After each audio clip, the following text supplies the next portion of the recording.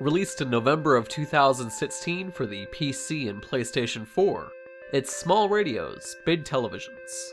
Now, for transparency's sake, this game was sent to us in the form of a review code by the developers through a PR network. But anyways, developed by Fireface and published by Adult Swim Games.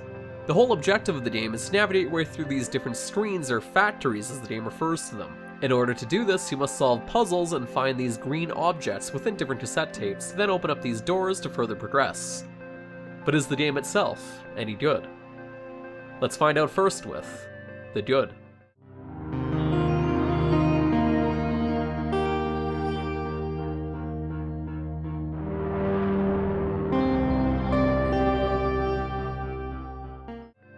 If you couldn't already tell, this game has a very interesting aesthetic and abstract art style, which is easily one of the most standout and memorable things about it. As for the gameplay itself, Small Radios, Big Televisions offers a very interesting concept of exploring a virtual world through dead analog technology in the form of these cassette tapes.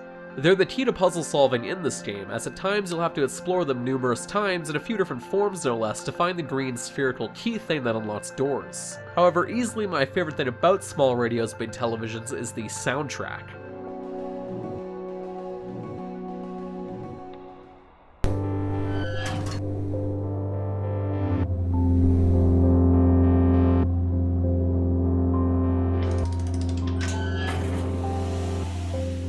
You honestly can't go wrong with some quality synth tunes while you're puzzle solving. But on the topic of things going wrong, now let's discuss the bad. Still on the topic of puzzle solving, easily the most annoying thing for me personally in this game was using the analog sticks.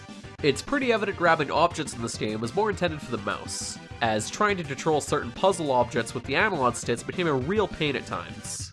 As for the puzzles themselves overall, honestly, in my opinion, the puzzle solving in this game is pretty shallow and was far too easy for me personally. I never once was genuinely stuck on any of these puzzles.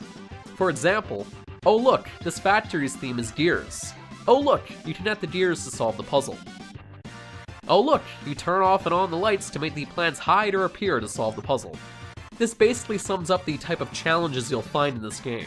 As for the overall story, like this game, it's pretty abstract without giving away any kind of spoilers. But before I can even wrap my brain around things, next thing you know, the game is just over. I beat this game in roughly about an hour and a half or so, and honestly, it just left me wanting more in all the wrong ways. But now it's time I give the opinion. At the end of the day, I felt like Small Radios, Big Televisions would have benefited more if it was a VR game. There are plenty of puzzles where I was just looking around the environment constantly thinking to myself, I bet this would be really cool in VR. And sadly, the puzzles themselves were far too easy in my own experience, and what interesting plot and environmental storytelling there was never honestly grabbed me within the short time span of the game itself. But if you're still looking for a short, abstract game with a wonderful soundtrack, then I still can't recommend this enough. But with that said, now it's time for the rating. Huh. I wonder where this tape will send me to.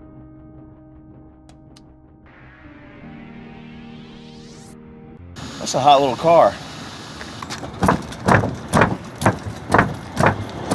And of course, if you enjoyed this video, stay tuned for the next Infinite Backlog review.